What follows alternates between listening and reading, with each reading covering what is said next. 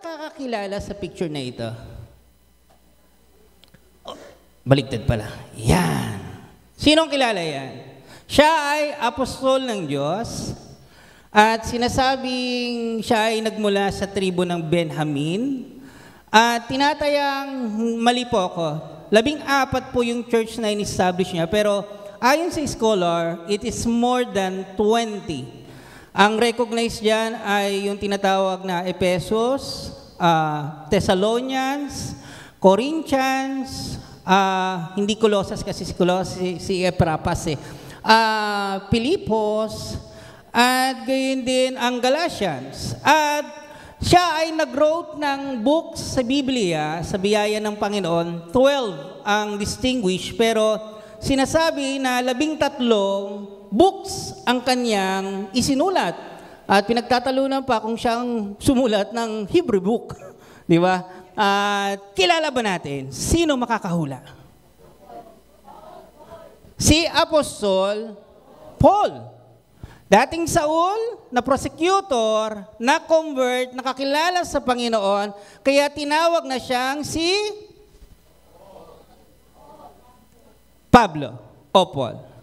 Ito si Apostol Pablo, sinabi sa Romans chapter 1, verse 1, that I am a servant of Christ, apostle, and I am, sinabi doon, set apart from the gospel. Tagapagsalita ng salita ng Diyos. Siya ay lingkod ng Diyos. Makikita ho natin na si Apostle ay lingkod ng Diyos. He is a servant of God. Amen po ba? At hindi basta servant. He is a true servant of God. Dahil kung bakit ko sinabing true, maraming mga servant ng God na peke. Tama ba? O naglalabasan na ngayon ng mga peking servant of God. Biyaya ng Panginoon, magpasalamat tayo. Nahahayag yung tinatawag na mga bulaang mga tinatawag na mga lingkod ng Panginoon. Si Pablo ay true servant of God. Nakikita natin kung gaano yung devotion, yung passion ni Pablo upang ihayag ang salita ng Diyos, upang paglingkuran ang Panginoon. Say amen. At ito ang pag-aaralan natin, which is the mark, the characteristic, and the traits of a true servant. Sabihin natin, true servant. Makikita yan sa unang Thessalonian, chapter 2, verse 1 to 13. Tayong lahat ay tumayo. Ano ho tayo? Salitan, ako sa 1, kayo sa 2, then sa 13, sabi ni Marian Rivera, sabay-sabay tayong magbasa. Ang Thessalonian ay malapit po sa Corinthians. Ay, mali pala. Ang Thessalonian ay malapit po sa Philippians. Yan. Nandun na po ba tayo? Unang Thessalonians chapter 2, verse 1. Ganito ang pagkakasabi, mga kapatid, alam nyo mismo na maganda ang naging resulta ng pagbisita namin sa inyo. 2, kayo po.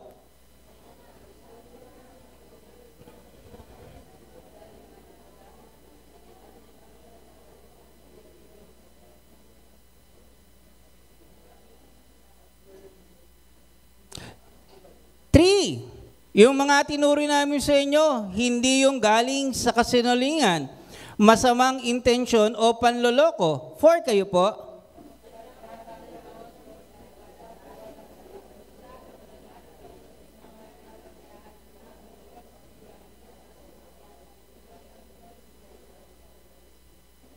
Verse 5, alam niyong hindi kami nag-preach sa inyo na gamit ang pambobola o mga salitang itinatago ang kanyang kasikaman, alam iyan ng Diyos. 6, kayo po. 7, kahit pwede kaming mag-demand sa inyo kasi kami, mga apostle kami ni Christ, pero naging mabait kami sa inyo na parang nanay na nag-aalaga ng mga anak niya. 8, kayo po.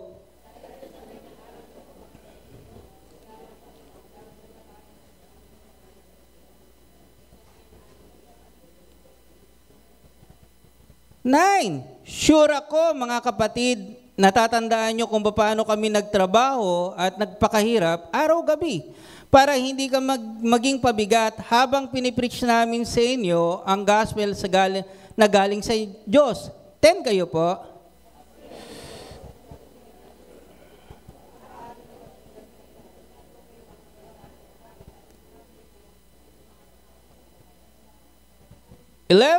Alam niyong itinuring namin ang bawat isa sa inyo na parang mga anak namin. 12 kayo po.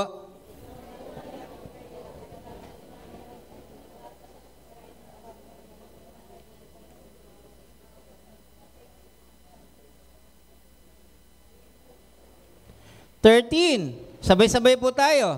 May isa pang dahilan kung bakit lagi kaming nagpapasalamat sa Diyos. Nung shinare namin sa inyo ang mensahe ng Diyos, narinig at tinanggap mo yun bilang mensaheng galing sa Diyos at hindi sa tao. Yun talaga yun. Kasi nakikita namin kung paano binabago ng Diyos ang buhay niyo. Ang lahat ng mga anak ng Diyos sa binabago niya araw-araw ay magsalita ng malakas na Amen. Tayong lahat ay yumuko at manalangin. Nakatayo kami sa biyaya ng Diyos, Panginoon. Nabubuhay kami sa kagandahang loob ng aming Amang nasa langit. Kaya kami nagkakaisang nagpapasalamat sa iyo. Itinataas ka, Panginoon, sa bulwagang ito. Ikaw ay dakilang Diyos, Panginoon. Tuwiran naming nararanasan ang iyong habag, ang iyong pag-ibig, ang iyong awa sa aming mga buhay, Panginoon. Kaya naman, Panginoon Jesus, naniniwala kami na ang presensya mo ay narito, Panginoon. Masabik ang aming kaluluwa, Panginoon. Patuloy na buksan namin ang aming puso at ang aming isipan at tanggapin namin ang iyong salita, Panginoon. Ikaw ang siyang mangusap, Panginoon. Bayan mo ito, Panginoon. Anak mo kami, Panginoon. Makikinig kami, Panginoon, pagkat hindi lamang sa tinapay na bubuhay, Panginoon, ang bawat isa sa amin, Panginoon, kundi sa iyong salita na magbibigay sa amin ng gabay kung paano kami marapat dapat mamuhay sa iyong harapan, kung paano kami, Panginoong Yesus, magdesisyon sa buhay na may tagumpay, Panginoon. Kung paano namin, Panginoong Yesus, na ipamuhay ang iyong salita at patuloy kang magliwanag sa amin, Panginoon. Hayaan mo ang anumang gawa ng kaaway ay aming tinatalian at pinapawalang bisa sa pangalan ng ating Panginoong Yesus. Tunay ngang mananagumpay kami sa iyong pangalan lamang, sa pangalan lamang ng ating Panginoon Jesus. Ang lahat ay magsabi ng malakas na Amen! Palakpak para sa Panginoon. Ano yung mga mark at traits ng isang true servant? Balikan muna natin yung unang Thessalonians chapter 2. Pakiclick po. Verse 4. Sinabi niya, sa verse 4, tayo po'y tumingin sa ating Biblia at makisabay po kayo. Nag-preach kami sa paraang gusto ng Diyos kasi pinagkatiwala niya sa amin ang magandang balita. Nakita natin na ang Diyos pinagkatiwalaan si Pablo ng salita ng Diyos o magandang balita. At makikita rin to sa unang Korinto 4 verse 1 na ang servant ni Lord, pakiclick rin po. Sinabi doon that men ought to regard as servant of Christ and stewards of mysteries of God. Ang mystery ng God, walang iba kundi sino? Si Jesus. Makikita natin, a true servant of God, pakibalik po sa una, is a steward. Say amen. Ang true servant ng Panginoon, ang mga lingkod ng Diyos, ay pinagkatiwalaan. Ang mga pinagkatiwalaan ng Panginoon, malakas magsabi ng?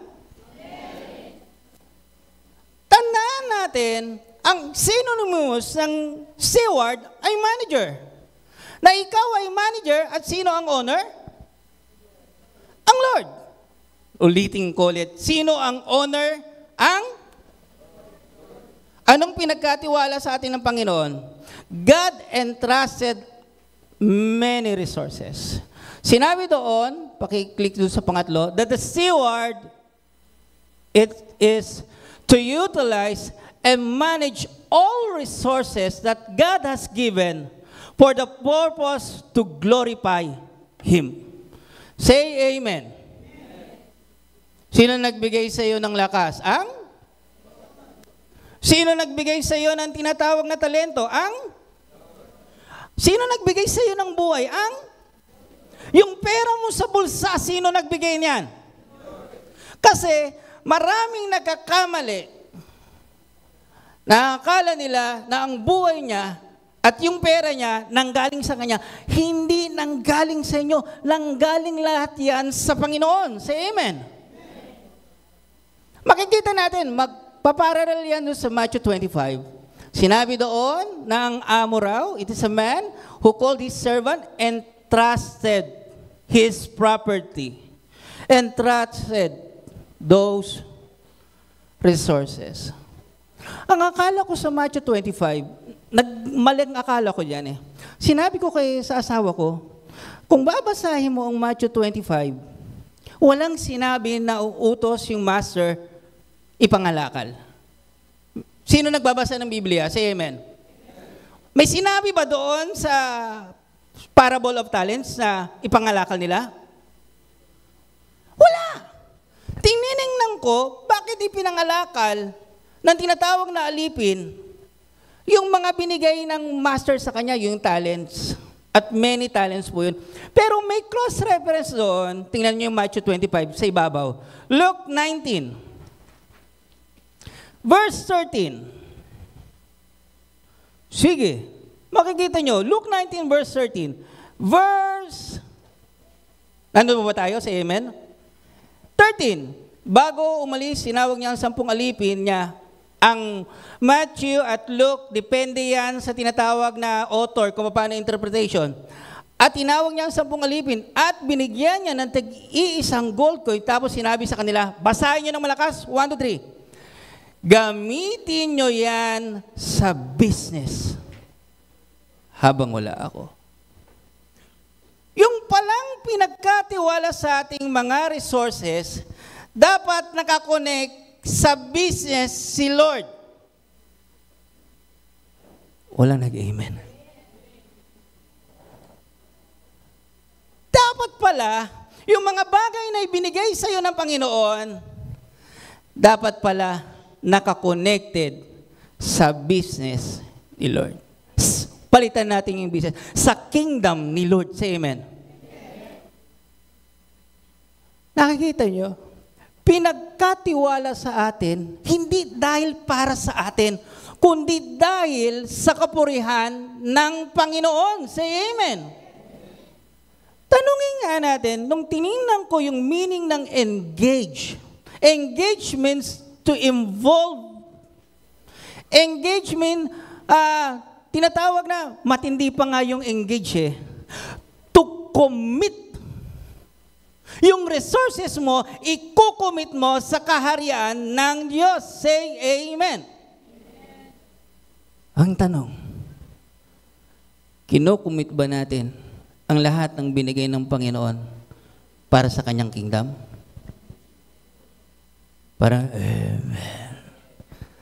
Praise God dahil yung mga kapatid natin sa pananampalataya dito, ikinocommit ang kanyang buhay sa Panginoon para maglingkod. Say amen. Nagpapasalamat po ako sa Panginoon, may marami tayong mga kapatiran. Kahit to yung connection, meron tayong may mga ilang connection, di ba? Yung mga kakilala. Kapag halimbawa meron kayong with regarding sa health, gusto nyo ng assistance, pumunta ko kayo kay Tilori. Say amen. Yung mga tinatawag, ako, personally, nakaranas kami dahil si Tilori ay ano. Sino pa? Say amen. Ginamit ng Panginoon, si Tilori, say amen. Sabi ko nga, ang ministry ni Tilori, DSWD, Department of Social Welfare and Development. At kapag nakasama niyo si Tilori, may NES, never-ending story. Di ba? Hindi kayo maiinip dyan. Kung kaano yung connection inilagay sa kingdom ng Panginoon at naging kapaki-pakinabang para sa kaluwalhatian ng Diyos. Say amen. May mga ilan sa atin nagtatrabaho bilang driver. Pero anong ginagawa? Nagdadrive sa kapatid para magsundo at maghatid? Ang tanong, naglilingkod sa Diyos? Yung iba ay may lakas ang bisig at kamay. Nagwawalis. Lalong-lalo na ho, nung last sabi ng misis ko, ang daming walisin, ang daming mga dahon. Kung gaano kahirap yung pagwawalis, ibinibigay ang pagwawalis nila para sa Panginoon. May mga bewang na malalambot. Nakikita ko yung mga mamshi, mga kabataan, sumasayaw sa Panginoon. May mga boses na magaganda. Alam nyo ba, sa atin may boses na angelic voice? Meron. Di ba yung boses ni Angelic, boses ni angelic voice. Kasi pangalan nyo ay Angelic. Di ba? Tanungin nga natin. Wala nang boses. Di ba? Tanungin natin yung buhay natin. Yung buhay mo ba, ikinokonek natin sa kingdom ng Panginoon? Sige, amen. Sige, magsiyasat sa atin sa sarili. Yung aking bang lakas, ang aking oras, talento, skills, for the kingdom of God? Kung titingnan nyo, napakaganda sinabi doon. He called his 10 servants to engage in me business with this until kapag pala ikaw ay naglilingkod sa Diyos, prepare mo ang pagdating ng Panginoon? Yes! Dahil darating ang araw, darating ang Diyos. At anong trabahong may epekto sa eternal? Ang paglilingkod sa Diyos. Kahit gaano man yung tinatawag na posisyon mo, CEO man yan, manager ka man yan, supervisor ka man yan, may-ari ka man ng kumpanya, lahat ay pero ang paglilingkod mo sa Diyos ay mananatili. Dahil ang Diyos ay masipag, say amen. Ang Diyos ay gumagawa, say amen. Dapat ganun din tayo. Dahil pagdating sa langit, kung titingnan nyo sa, ako naniniwala, komunidad, walang tinatawag na anak ng Diyos na uupo lamang. Dahil pagdating sa langit, paglilingkuran mo ang Diyos. Sa lahat ng bagay na ibinigay sa atin, we are the kingdom builder ng Panginoon. Gaanong kalaking pribileyo ang paglingkuran, ang hari ng mga hari at Panginoon ng ating buhay. Palakpakan natin ang ating Panginoon. And Paul is not just a steward. Bakit? Balikan natin yung Matthew 25. Hindi pa po ako pupunta doon. Sige, doon na po ate. Yan. He is not just a steward. Bakit ko nasabi? Yung mga alipin na binigyan ng 5 talents and 2 talents yung isa, di ba pinangalakal nila? At lumago. Say amen. Anong sinabi ng master? Ano sabi? Tapat at mabuting alipin, makisalo ka sa hapagkainan. At sinabi doon, ang mapagkakatiwalaan saan? Ay pagkakatiwalaan saan? Ang isa palang marka ng faithful steward, lumalago ang anumang hawakan. Say amen. Say amen. Ang tanong, ang ating bang mga nanay at tatay, sa pananampalataya, lumago ba ang gawain dito sa biyaya ng Diyos? Yes! Si Paul, coming from one church Acts, hanggang lumago ng 20 church, hanggang buong Asia, lumaganap ang salita ng Diyos. Gaano kadami. Coming from one church ng hulugan, small church. Ilan ang church natin? Sa biyaya ng Panginoon? 7, 8 pala. Mali pa pala ako. 8. At meron tayong international fellowship. Oh, from Japan, Canada, di ba? Yung mga nanonood sa atin ng mga di ba? Iba't iba. Nakita nyo? Lumago ang gawain dahil nakita ng Diyos ang ating mga lingkod ay tapat na naglilingkod. Say amen. Palakpakan natin ang ating Panginoon. Dahil hindi ka pagkakatiwalaan kung hindi ka tapat. Pero yung tapat na alipin, pinagkatiwalaan ng marami. Kaya doon sa mga naglilingkod, maging tapat sa maliit. Dahil palalaguin at marami pa tayong mga bagay na gagawin sa Panginoon. Say amen! Hindi lang tayo tinatawag na darating ang araw, hindi lamang tayo tinatawag na Mindanao, kasama na Visayas, kasama na ang ibang bansa, naniniwala ako. Dahil mga tapat ang mga sa lingkod, sa biyaya ng Panginoon. At itong sinasabi, si Paul ay may malalim na pagkakilala patungkol, pakiclick po, sa paglilingkod. Bakit? Sinabi doon that Jesus, pakibalik po ulit doon, ate, both and own, pinalay siya sa mundong ito at bagos naging alismin siya ni Kristo. Tandaan natin, binili ho tayo sa napakalaking halaga ng ating Panginoon. Yung halaga, anong halaga? Ibinigay niya ang kanyang buhay para tayo magkaroon ng kaligtasan. Ibinigay niya ang buhay para tayo may aalis sa sumpa. Pagkatapos, pinalaya tayo sa pag-aalipin ng mundong ito at ngayon tayo yung mga alipin ni Kristo. Then, if you are steward, it is deserved to serve the King of Kings. Say amen. Ano pa po sinasabi? Pangalawang bagay. Sa unang Thessalonian, pahako-hako po ako. Kasi po, acronym po yung aking Nasa letter E na tayo. Ano pang nakita ko na bilang isang lingkod ng Panginoon? Bilang isang lingkod ng Panginoon, verse 2. At kahit maraming kumukontra, hindi pala, 2. Alam niyo paano kami inapi at pinaya sa Pilipos bago kami pumunta dahil sa inyo sa Thessalonica. At kahit maraming kumukontra, binigyan kami ng Diyos ng tapang para i-preach sa inyo ang mga balita na nanggaling sa Kanya. Nakita nyo, no? Si Pablo, nang papunta pa lang sa Thessalonica, dumaan siya sa Pilipos, anong ginawa sa kanya? Pinahiya. Kinontra. Mga lingkod ng Diyos, say amen? Sino nakaranas ito na ng pagpapapahiya? At kontra? Kung minsan, di ba, naglilingkod ka na, negatibo pa sinasabi sa iyo. Say amen. Amen, ako naranasan ko yan. Ang liit ng tingin sa iyo. Di ba?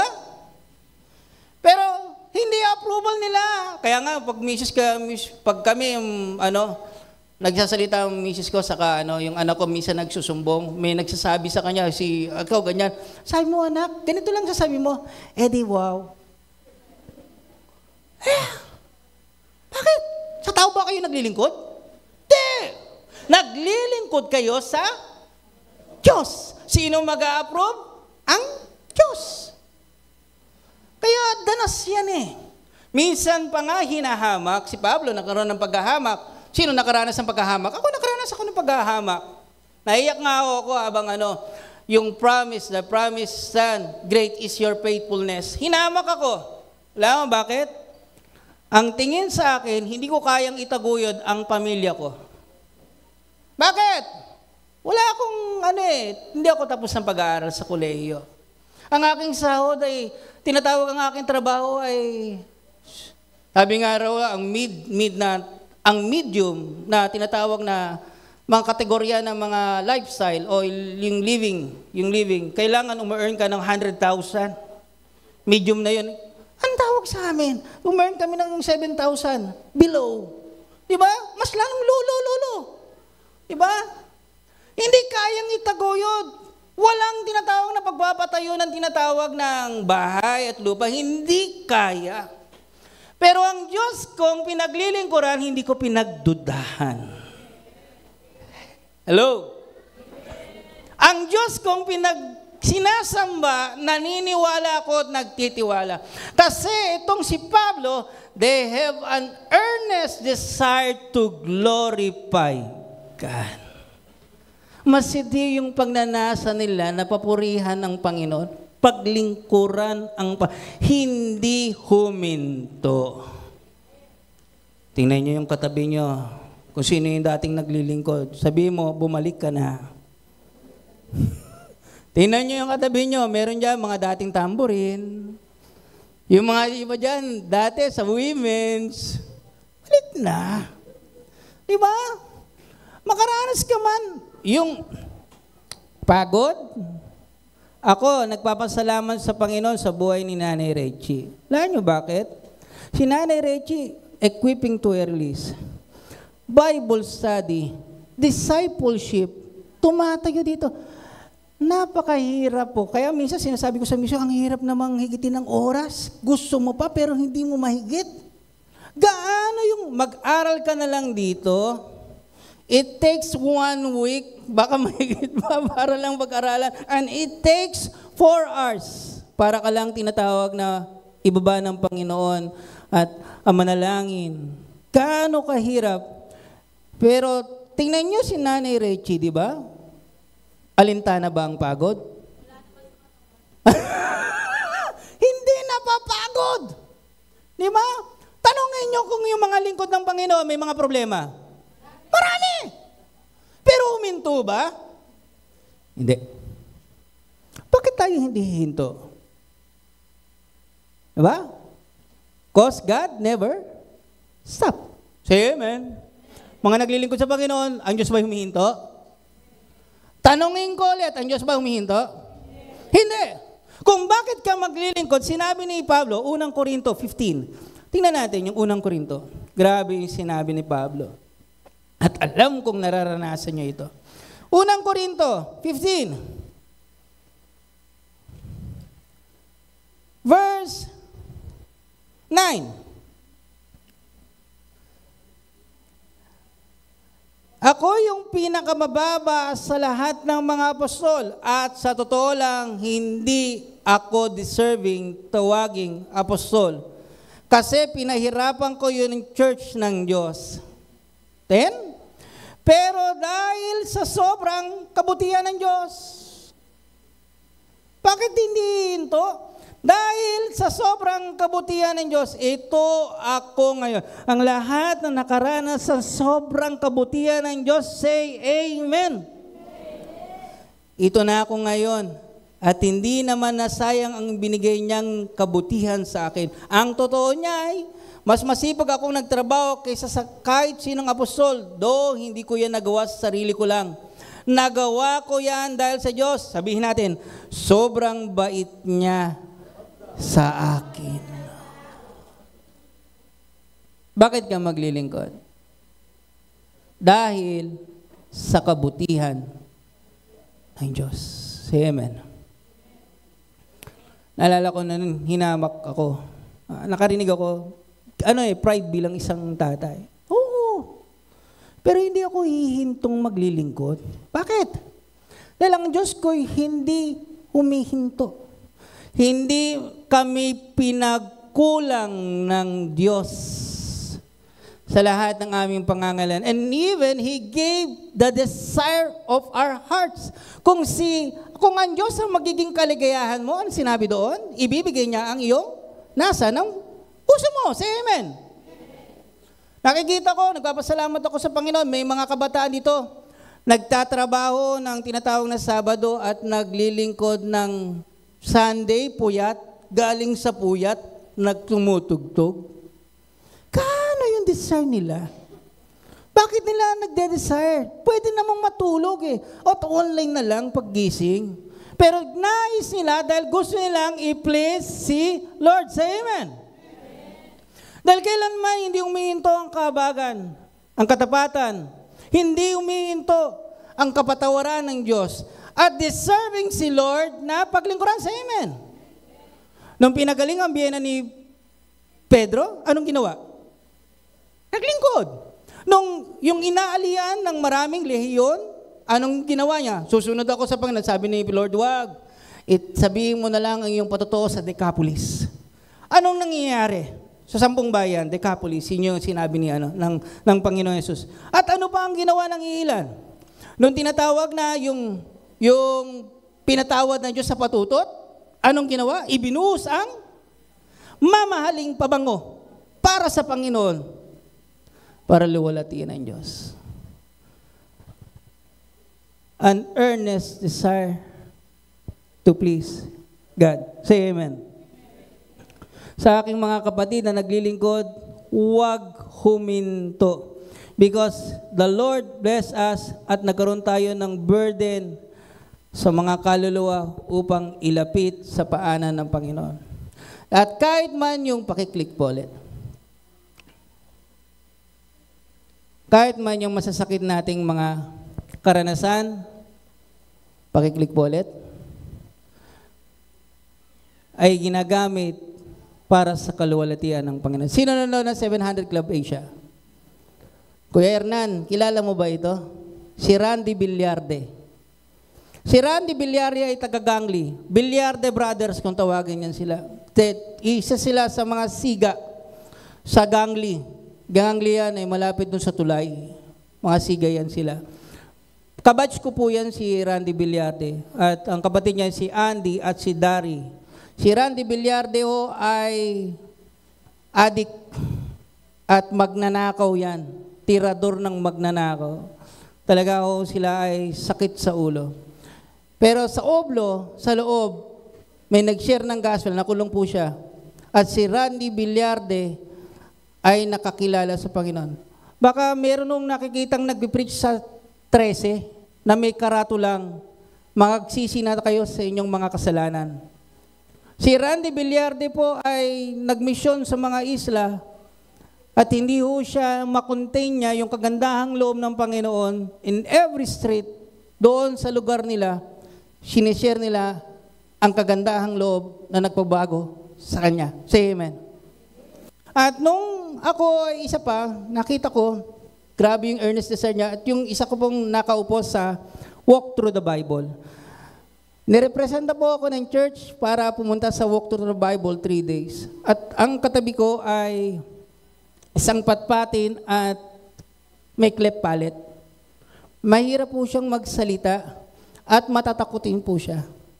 Pero dahil gusto niyang ibahagi si Lord sa buhay niya, ito pong tinatawag na si Angelo rin, na aking kabatch sa Walk Through the Bible, ay ganong kasidhi sa LRT at MRT, sinishare niya yung gospel sa kagandahang loob na ibinigay ng Panginoon sa kanya.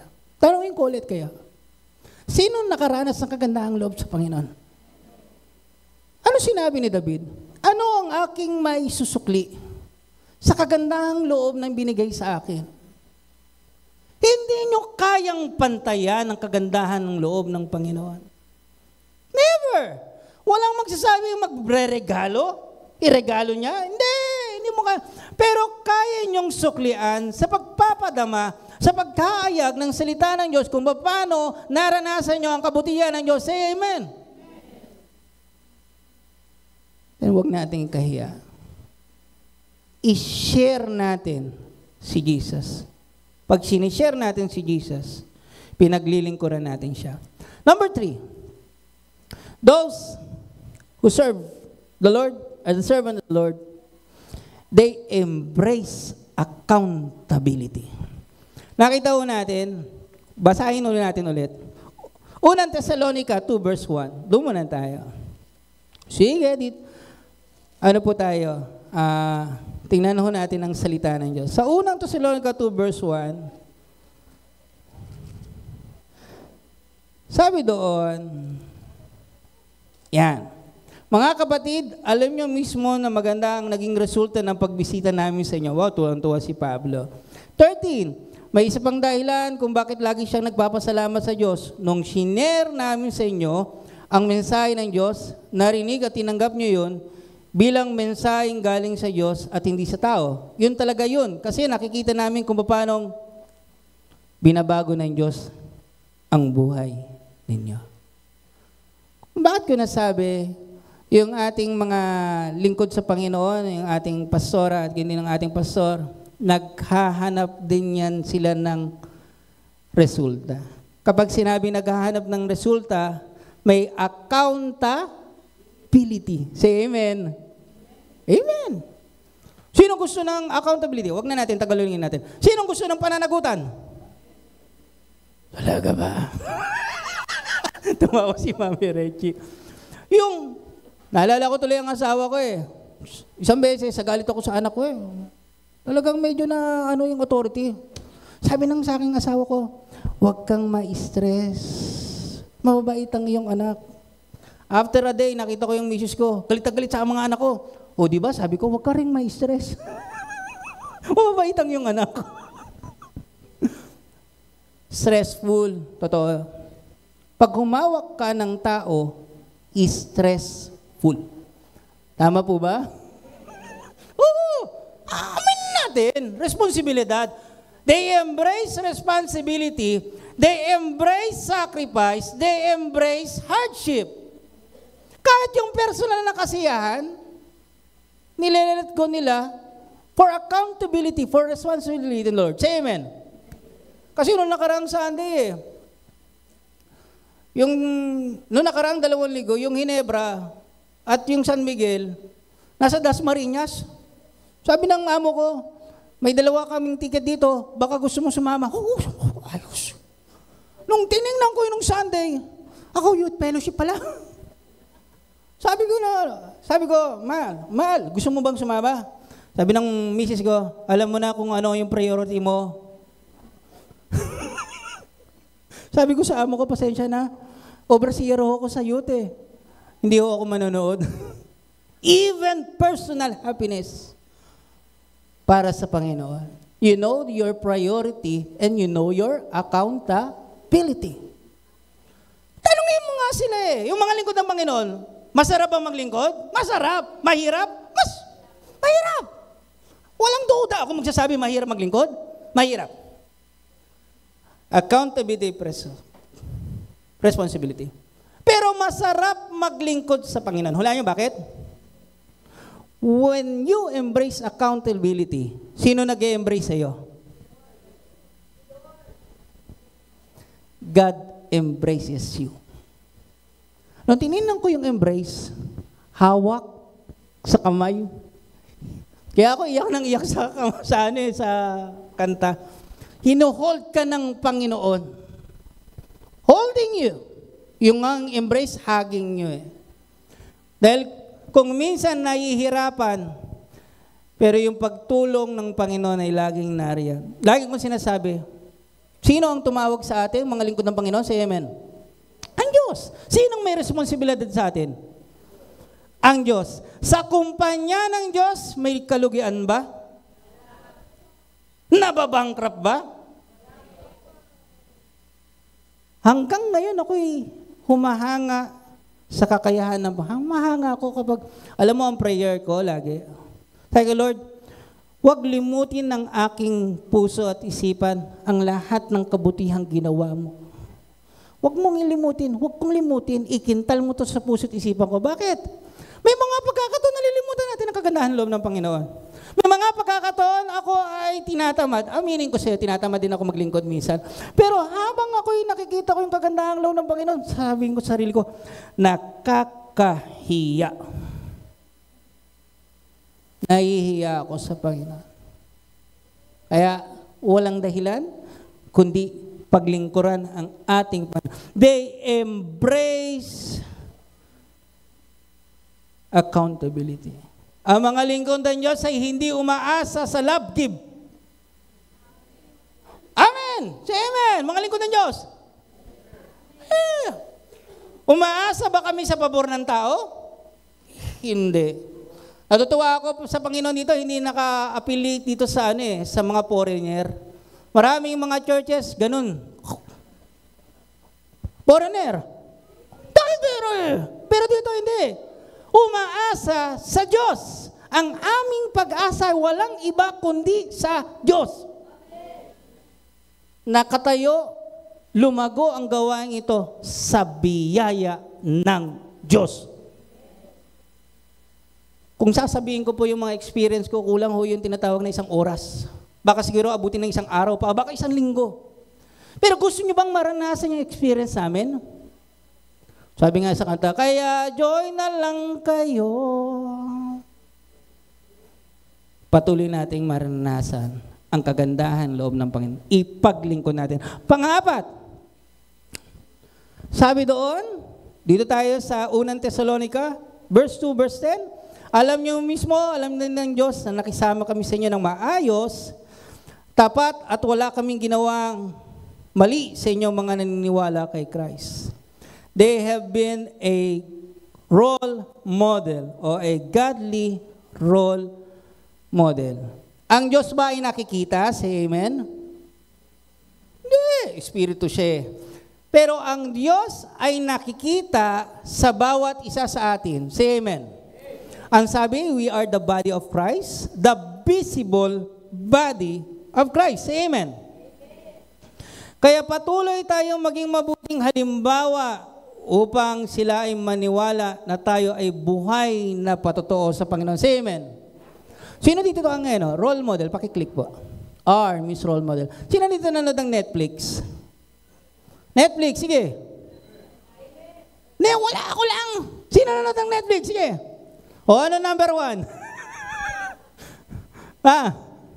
Outside, sabi rin, outside.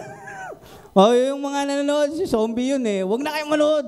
Ang panoorin nyo, inspirational movie. Pakiclick po. I recommend to, ito.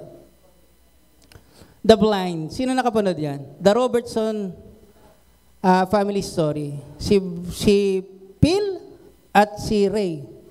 Alam niyo ba, si Phil ay nag-addict sa tinatawag na sa inom. At yung asawa niya ay si Ray. Hiniwalayan ni Phil, pinalayas niya si Ray, pati yung mga anak niya. Ito pangalawa. Unsung hero, ang ganda niyan. Napaiyak ako dyan. Maganda po yan. This is, kilala niyo si Rebecca St. James? The Battle is the Lord. Singer. Worship singer. Ayun na encounter. Yan ang pamilya niya. The Small Bone Family. Si Helen at si David. Si David at Helen ay pumunta ng Amerika, broke. Wala. Alam niyo ba, observer ako sa tinatawag na movie. Ang isa sa nakita ko sa movie, yung mga pastor hindi agad nag-share ng gospel. Kasi kalimitan pag tandaan, share ng gospel. Pero alam nyo ba, nung pinalayas ni Phil si Kay, pumunta siya sa church, ang ginawa ng church, binigyan siya ng kublihan yung mga anak niya pinatira at binigyan ng trabaho. Bago siniran ng gospel. Because servants, they see the needs of people. Nakita nyo? Doon sa unsung hero, sila ay broke, walang muebles, walang appliances, nandun lang sila sa higaan. Yung church, nung nakita sila yung naglilinis, binigyan sila ng mga equipment sa panglilinis at binigyan sila ng trabaho, pinalilinis yung backyard. And they see miracle in every prayer. Nakita nyo? Hindi mo na shinare si Jesus, pero nung nakita nila yung kabutihan, kagandahang loob na ipinaranas ng mga anak ng Diyos, naniwala sila na si Kristo ay buhay. We are the role model. Say amen. Amen. Yung mga taong sa paligid sa atin, tinitingnan tayo kung paano. Ako natutuwa kung paano si Natay Bini ay nagmamahal sa kanyang asawa. Di ba? Nakakatuwa yun eh. Yung pangangalaga sa mga anak, tinitingnan tayo. At alam nyo ba, ang mga servant ni Lord, sa eskwelahan, yung mga mag-aaral, tinitingnan ka ng kaeskwela mo kung ikaw ba'y talaga yung mananalig, kita na tayo sa Panginoon. Sinasabi, blessing ka sa amin. Sa pamilya, sa komunidad, ang tawag sa iyo ay blessing. Kaya dun sa mga pastor na nakasama ko, nagpapasalamat ako sa Panginoon. Doon sa unang pastor na nakasama, si Kuya Rodel, si Pastor Rodel, nagpapasalamat ako sa Panginoon kasi nakitaan ko siya Walang masamang tinapay sa kanya. Malapit sa mahihirap. Nakita ko yung puso niya kung paano niya entertainin yung mahihirap. Kahit ikaw ay tinatawag na pakikisamahan ka niya. Pangalawa, siya nagwawalis. Pastor na siya, nagwawalis. Nagsasalansan ng bangko. At sinabi ko, ang galing naman ito sa biyaya ng Panginoon. Tingnan ko po yung pamumuhay niya. Pangalawa, si Pastor Boy. Nagpapasalamat ko sa Panginoon, nakabahagi ako sa buhay Pastor Boy. Si Pastor Boy, mahigpit siya. Sa inyo na, yun ang mga kasama namin eh. Mahigpit si Pastor Boy. Mahigpit, bilang isang lingkod, servant ka, kailangan mong umattend lagi sa midweek. Hindi pwedeng hindi umattend. Ganon si Pastor Boy. At natutunan ko yon. Hanggat maaari, yung mga servant ni Lord, kahit anumang midweek yan, dumalo kayo dyan dahil ikayo ang magiging role model. Kasi titingnan kayo, mga lingkod ng Panginoon, pero hindi nag-a-attend sa midweek. Nakita ko rin sila kung paano tinatawag na hindi dapat malate, kahalagahan. Pangatlo, si Tirechi, nakita ko kung gaano kadedikado ang buhay niya sa paglilingkod. Kahit may trabahong mabigat ang responsibilidad sa school, gagampanan niya. At nakita ko natin, di ba? Si Tirechi, magaling mag-tap ng tao. Bibigyan kanya ng kumpiyansa. At ako nakikita, naging mabuting halimbawa. Si Pastor, si Daddy Bishop, nakita niyo si Daddy Bishop kung gaano kakalma. May problemang marami? Kalmado. Paano niya sinusolve yung mga problema. At ang mag-asawa niyan ay ever ready. Humingi ka ng prayer request, 12:30 midnight. Sasagot yan. Oh, sino nakaranas? Nakaranas ako, 12:30, 11:30, sasagot yan. Nakipanganalangin natin. Nakita nyo, naging silang mabuting halimbawa. At huli ay they value others' life. Basahin natin. Maganda ulit ito. 7:8. Sinabi doon, kahit pwede naman kami mag-demand, kaming mga apostol ni Christ, pero naging mabait kami sa inyo, parang nanay nag-aalaga ng mga anak niya. 8. Sobrang pagmamahal namin, ready kaming mag-share ng gospel at maging ang sariling buhay namin kasi minamahal namin kayo. Sige na, nakita natin, ang church nakakaranas ng kahalagahan sa bawat isa. Hindi na ako tatanungin ko na lang kayo. Naalala ko tuloy yung nung ako po ay umalis sa church, then after ng bumalik din ako. Isa lang ang tanong sa akin ni Timelda sa ni Tileni. Sabi niya, anong klaseng church ang CSF? Alam niyo, anong sinabi ko? Ang CSF church, it is a family-oriented. Typical pamilya. Yun ang CSF church. CSF church, para bang pamilya sa biyaya ng Panginoon? Say amen? Amen. O sige, tanungin ko kayo. Kayo personal doon sa mga bago, lahat yan sa biyaya ng Panginoon. Ang CSF church ba ay nakakaranas ng pagtanggap? May discrimination ba dito o wala? Oh, dalakas na naman. Nakakaranas ng pagtanggap. Saying amen? Oh, amen. Diba? Ang CSF Church ba ay may galak at saya sa fellowship? Sino dito ay hindi? Para dito yung iba ayaw nang umuwi ng bahay, di ba? Oh. Ang CSF Church ba ay nakakaramdam ng paggalang at respeto? Kapayapaan? Ano ba? Nakakaranas ng presensya ng Diyos? Say amen? Ng pagmamahal? Then, they value others. Kapag ang church ay nagmamahalan, lumalago at tumitibay ang pamilya ng Diyos. Say amen! Because love attracts. Walang ibang nag-attract sa people sa Panginoong Yesus kundi yung pagmamahal ng Diyos. Tingnan nyo, kagaya ng isang anak, yung pagmamahal ng ating mga lingkod. Then, anong gagawin natin sa mga lingkod? Pasakali pa lang ito. Well, ngayon, makikita natin, ang CSF may mga true servants. Say amen, malakas. They are faithful steward. They are earnest desire to glorify God. Or they are role model. V, they value others' life kahit bata, kabataan ka man, may ngipin o wala. And E, they embrace accountability. Palakpakan natin ang ating Panginoon sa mga lingkod na yan. Say amen. Ano pa lang ako, intro pa lang. Kasi ito yung mensahe.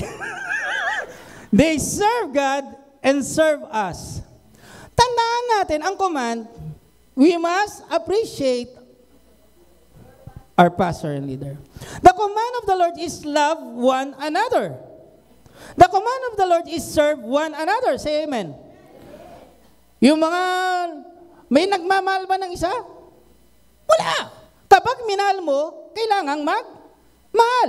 Kapag naglingkod ka, kailangang may paglilingkod. Church, tanong ko, dapat bang pagsilbihan din natin ang ating mga pastor at mga leaders sa church? Say amen? Paano? Una, serve one another. Support them in prayer. Mga lingkod ng Diyos, kailangan ba ng panalangin? Mismong si Pablo, sinabi niya, brother, pray for us. Sino nakakaalam dito na si Bishop Albert may nanakit sa kanya? Meron. Si Pastor Pastor Jeff, nanakit ang dibdib. At ako po ay hindi rin makahinga. Hindi ako makahinga nung last 2 weeks. Sabi ko ba, kukuha na yata ako ng Panginoon. Ay, Lord, marami pa kayong magagawa. Hindi ako makahinga dahil sa acid reflux. Tingnan nyo, ang unang tinatamaan ay ang mga lingkod ng Diyos. Anong gagawin natin? Nalalaman ba natin na ang tinatawag na panalangin ay may magagawa? Say amen? Then pray for wisdom, health, protection. Pray for their family. Obligasyon natin na church na ipanalangin sila. Pangalawa, support them in need. Sinuturuan ba tayo ng ating mga lingkod ng Diyos? Say amen? Galatians 6 verse 6, sinabi that those who teaches us share all good things. Suportahan natin yung mga lingkod ng Diyos. Okay, yun, thank you. Maraming salamat. Pero kung meron ka mang kakayanan, matuto tayong magbigay. Say amen. Pag tumingin ka sa Galatians 6 verse 9, yung mga nagbibigay sa lingkod ng Panginoon, sinabi doon, sa takdang araw, ikaw ay ani. At alam nyo ba, ang mga tulong na ibinibigay nyo sa mga lingkod ng Diyos, nagiging mabangong samyo sa harapan ng Panginoon. At nasulat din sa mga Sunamite, na tumulong sa lingkod ng Diyos sa Elias, pinagpala ng Diyos, nagkaroon ng anak, at pinagpala ang kanilang kabuhayan. Share, support them in needs. Encourage them. Palakasin sa 1 Timoteo 5, verse 17.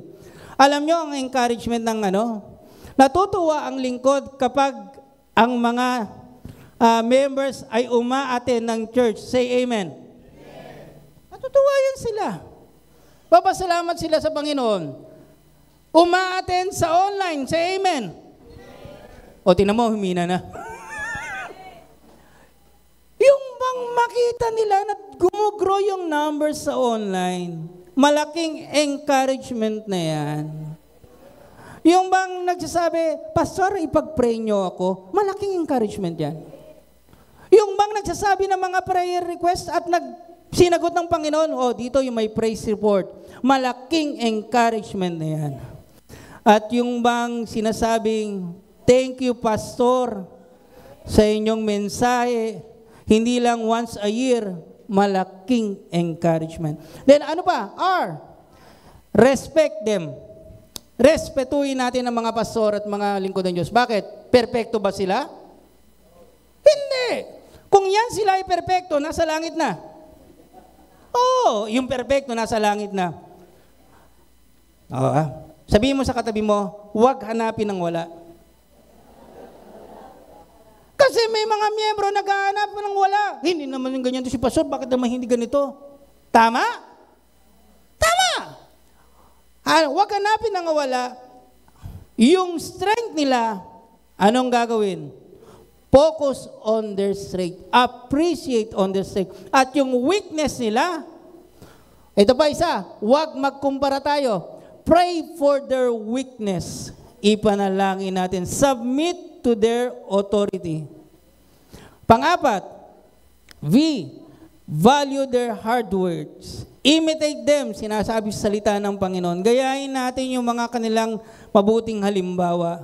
At yung mga mensahe, isabuhay natin pagkat yan yung mensahe ng Diyos para sa kaibubuti natin. At empathize. Makiramay. Pag umiyak yung pastor, iiyak din tayo. Hindi. Ang pakikiramay ay pakikiisa. Feeling of togetherness. Gumagaan ang bawat mabibigat na gawain kapag tayo'y nakikiisa. At natatapos ang isang gawain kapag tayo'y sumusuporta.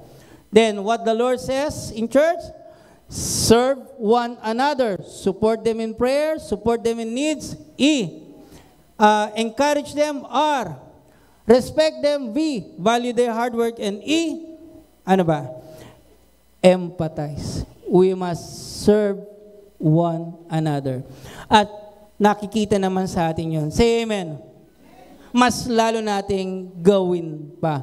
If we serve one another, if we love one another, napapupurihan ng ating Panginoon. Palakpakan natin ang ating Panginoon. Sa Jeremiah 3 verse 15, nakita ko ito. Ang ganda rin ito. Alam niyo, pasalamatan. Ang pastor at mga leaders, blessing yan at regalo sa atin ng Diyos. Say amen. Kaya pasalamatan natin. Napakapalado natin. At meron tayong true servant ng Panginoon. Hindi sa pera, hindi sa glory ng tao. At higit sa lahat, magpasalamat tayo sa Panginoon. 3 verse 15. Nakita ko lang po ito. Basahin natin. 15. Bibigyan tayo ng mga leaders na susunod sa Panginoon, susunod sa akin. At pamumunuan nila kayo ng may talino at pang-unawa. Gift ng Panginoon sa atin yung mga leaders natin. They are deserved to appreciate.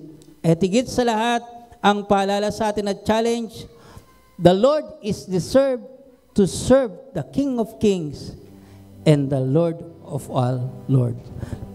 Lahat ay papuri para sa Panginoon.